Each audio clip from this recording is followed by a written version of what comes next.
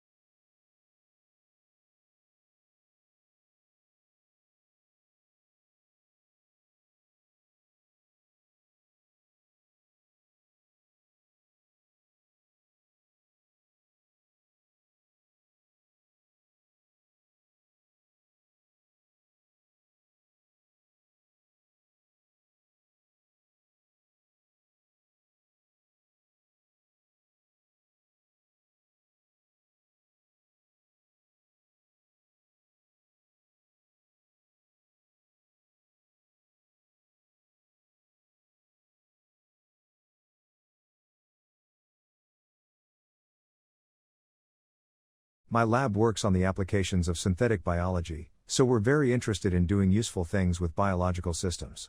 Up to now, life has evolved, and now we actually have the ability and the power to engineer it, to design it. And so I'm curious about what the natural world is going to look like in the future. So synthetic biology is sort of the next level of genetic engineering. So about 40 years ago, we being scientists and engineers, developed techniques to basically move pieces of DNA from one organism to another. And this was sort of done by physically cutting and pasting. Now we're moving beyond that, where we can write DNA, so we're no longer limited to the pieces. We can cut from one and put in another.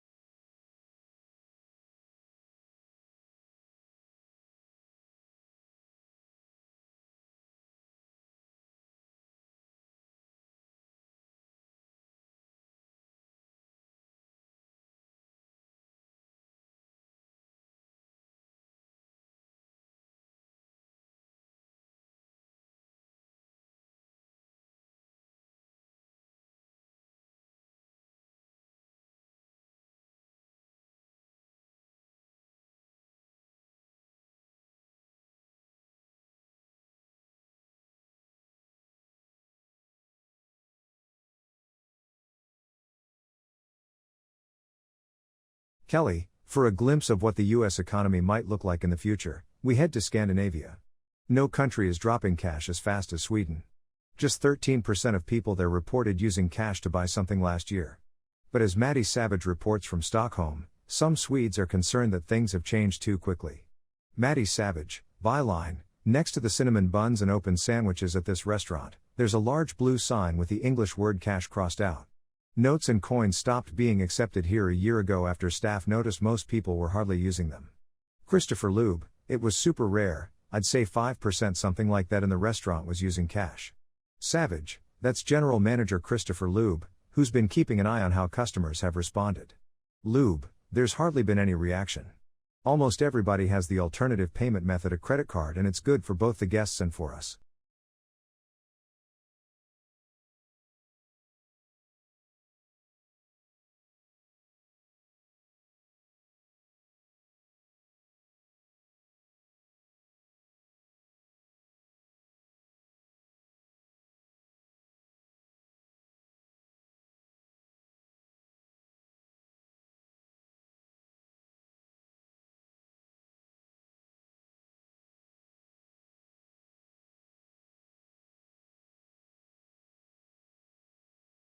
Dogs are not just man's best friend. Previous studies have shown that kids with dogs are less likely to develop asthma. Now a new study may show how if results from mice apply to us. The work was presented at a meeting of the American Society for Microbiology. The study tests what's called the hygiene hypothesis. The idea is that extreme cleanliness may actually promote disease later on. Researchers collected dust from homes that had a dog. They fed that house dust to mice. They then infected the childhood infection called mice with a common, respiratory, syncytial virus or RSV.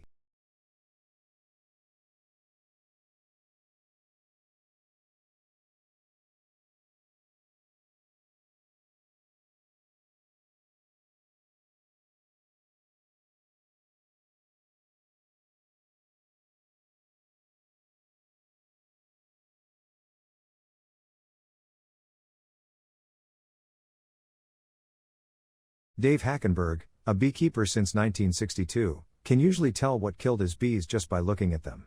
If they're lying on the ground in front of a hive, it's probably pesticides, he says.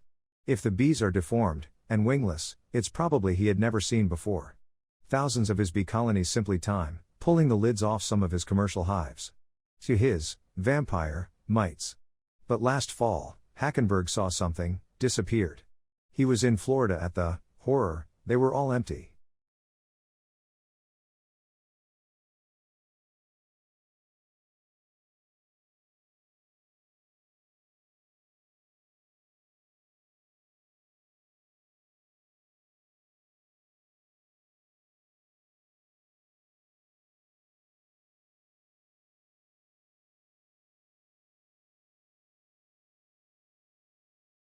It is about 100 years since the great Canadian-born physician Sir William Osler, Regius Professor of Medicine in Oxford, also complained about the increasing influence of the pharmaceutical industry on the medical profession.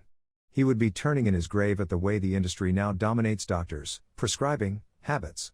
It does this not only by direct and indirect pressure on the doctors themselves, but encouraging the public to ask for scripts.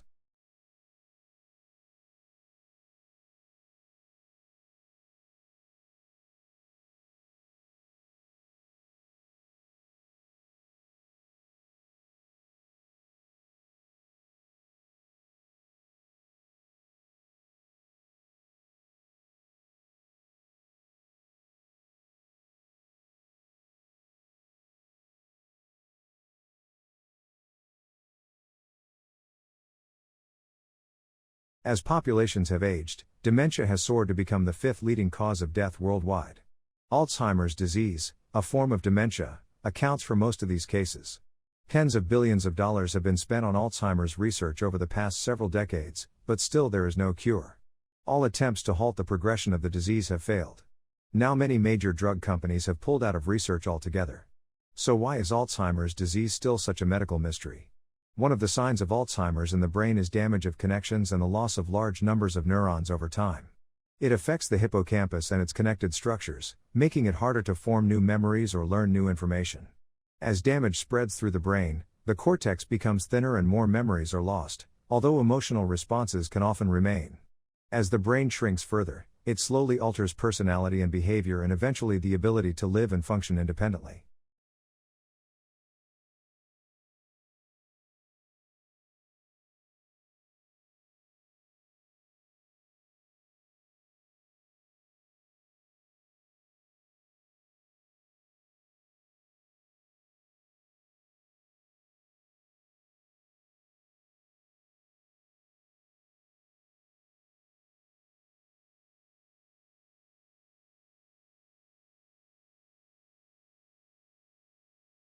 Washington is a monumental city, a showcase capital with iconic views.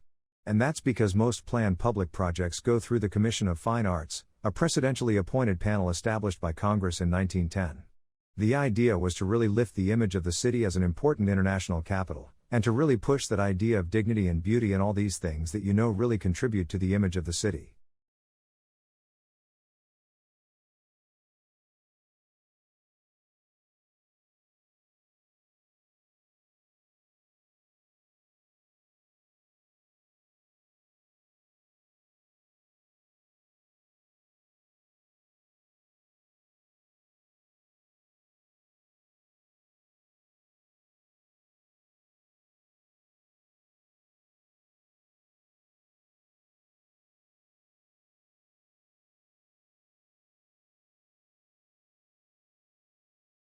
I do not think that the arts are dependent on philanthropic efforts, which might sound to be at odds with what I do for a living, but I think that what is remarkable about the arts is that you cannot kill them. They will not die. I think of this particularly with the art form that I come out of, poetry. It actually is beautifully partnered by various social media because it can travel and be sent out in a way that fiction is a little bit trickier because fiction is.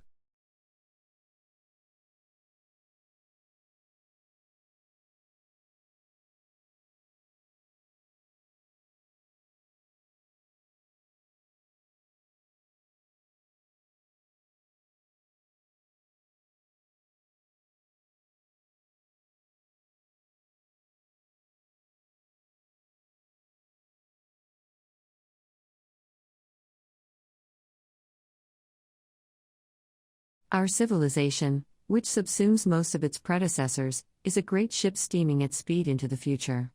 It travels faster, further, and more laden than any before. We may not be able to foresee every reef and hazard, but by reading her compass bearing and headway, by understanding her design, her safety record, and the abilities of her crew, we can, I think, plot a wise course between the Narrows and bergs looming ahead. And I believe we must do this without delay. Because there are too many shipwrecks behind us. The vessel we are now aboard is not merely the biggest of all time, it's also the only one left. The future of everything we have accomplished since our intelligence evolved will depend on the wisdom of our actions over the next few years. Like all creatures, humans have made their way in the world so far by trial and error, unlike other creatures. We have a presence so colossal that error is a luxury we can no longer afford. The world has grown too small to forgive us any big mistakes.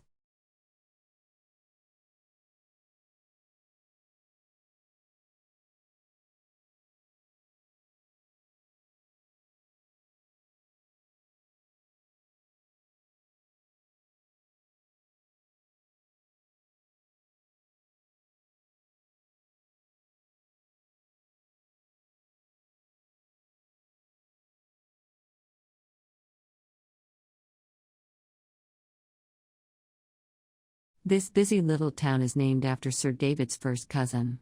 It's also a Welsh language stronghold. According to the 2001 census results, 70% of the town's population could speak Welsh, but even here the language may not be completely safe. The Welsh Language Board expects last year's census results to show a fall in the number of Welsh speakers living in its northern and western heartlands. One of the main reasons for that, the board says, is migration. Many Welsh speakers are choosing to leave the country. At the same time, only a small percentage of those moving in can speak the language or choose to learn it. Historically, over the past 70 to 80 years, Wales people have continually left in order to find a better standard of pay, maybe in quality of employment. The things have changed was probably is that there is a larger amount of English people now who have found Wales of the last 20 to 25 years, particularly this corner of Wales, and regarded as a desirable place to come and live, and as opposed to many areas in England, and cheaper as well.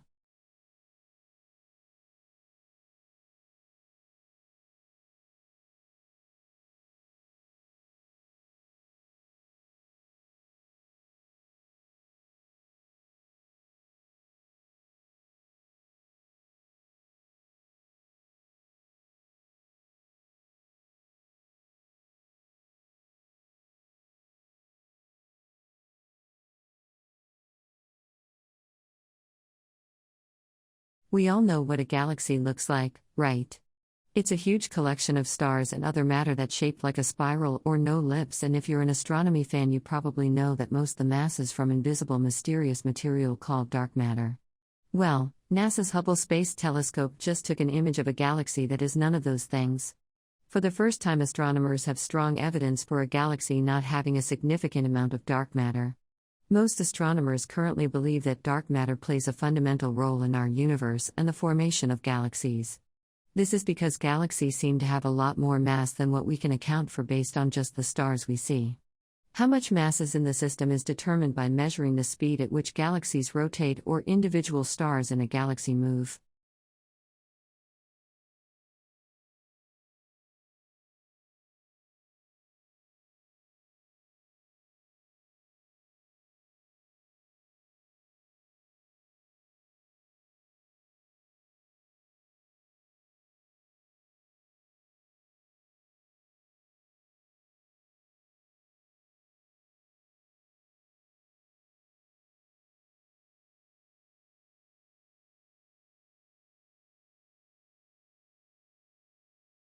The agenda item should be submitted by the end of the day.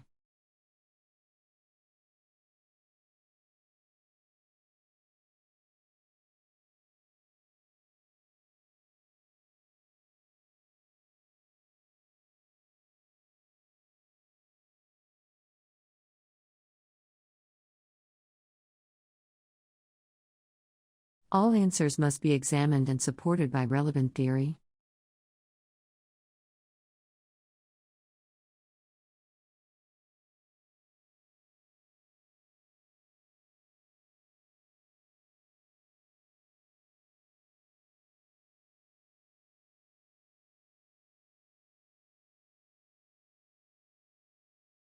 All dissertations must be accompanied by a submission form.